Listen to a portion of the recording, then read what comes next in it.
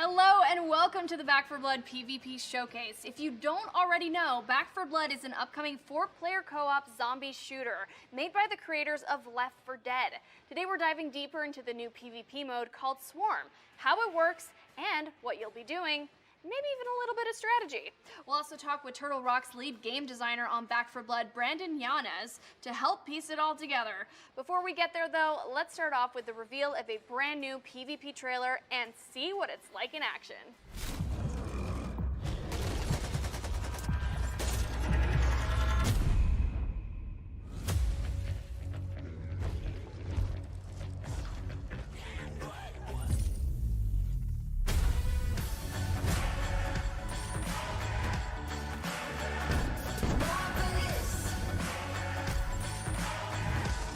One down. When I was young, I climbed up too high just to touch the sun. Back off! On my mission, no prescription, shoot for #1. Start a riot, won't keep quiet. I'm surrounded. Heart is pumping, keep it coming. Better run Help! high. This is what happens when you don't stick together. I was born for this. I'm a monster, I'm a hunter, let my demons show. Hold on tight. Keep pushing them back! Hit the gas and go. Now I never live forever. I'ma take what's mine. Heart is pumping, keep it coming. Got the running high.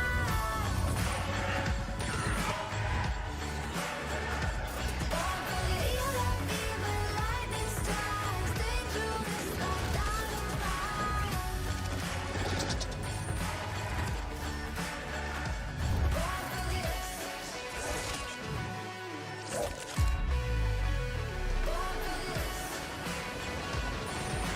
Here they come!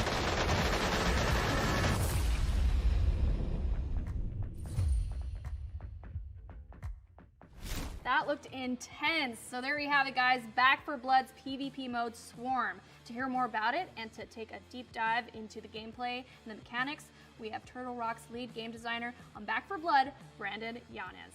Brandon, can you tell us a little bit about the inspiration of this new PvP mode and what makes it fun and unique? Of course, so just like our previous titles, we really enjoy bringing new ideas to the table while retaining the spirit of the genre that we're working in. So Back 4 Blood's PvP is heavily inspired by our previous titles that makes survival, fast action, massive monsters, and a touch of horror. So our goal is to make a balanced and fun PvP mode with just as much replayability as the main campaign. So what's the structure of the PvP like?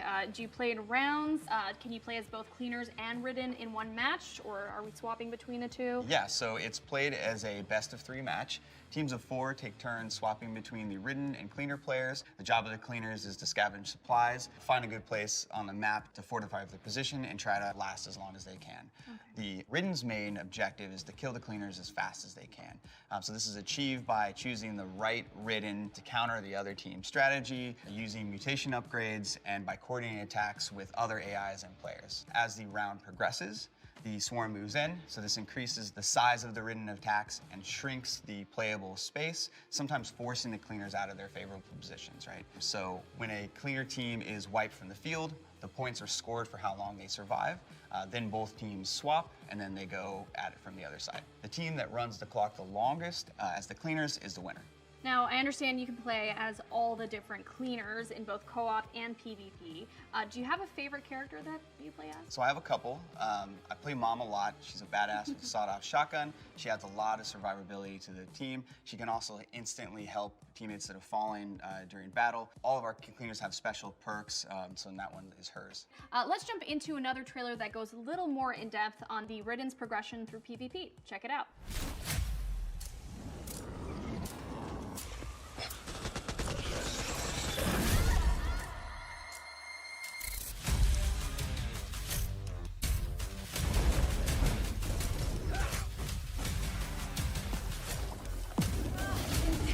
Discharge!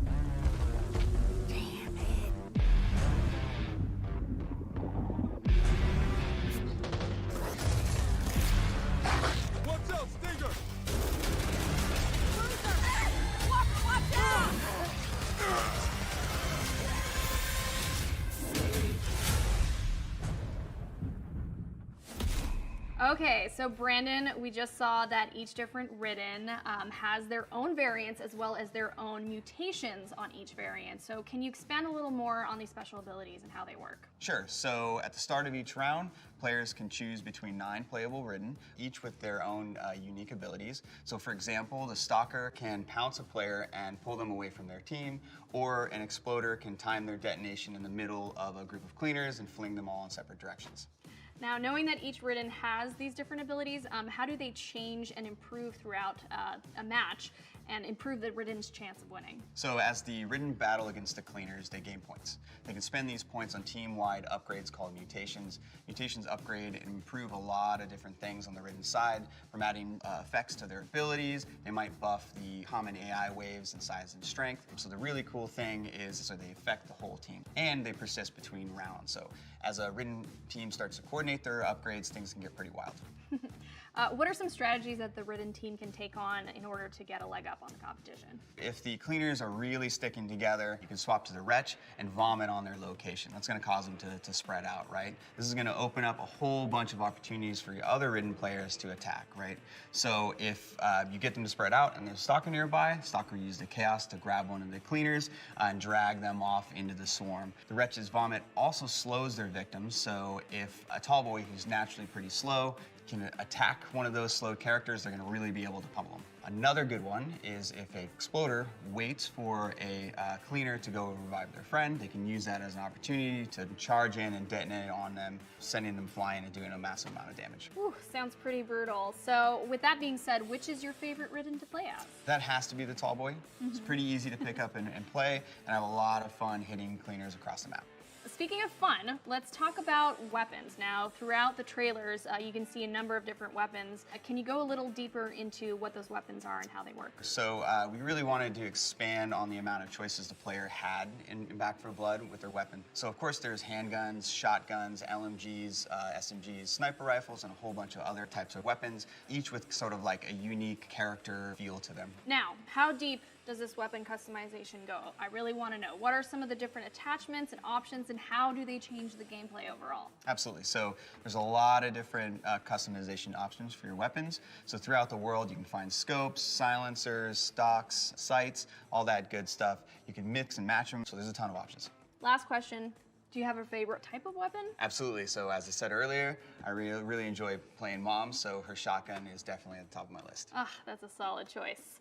All right, we've learned a little bit about how it all works, the cleaners, the Ridden, the mutations, as well as how the customization works for the weapons. Thank you so much for joining me, Brandon, and for giving us a little bit more detail on Back 4 Blood's new PvP mode, Swarm. Thanks for having me. I can't wait for everyone to get their hands on this game. We're all really excited. I can't wait either. The good news is that you guys won't have to wait too long. There's an open beta coming up on August 12th with an early access portion on August 5th available to those who pre-order. That's all for today, but Back 4 Blood still has a lot more to reveal in the coming months, so stay tuned. Bye.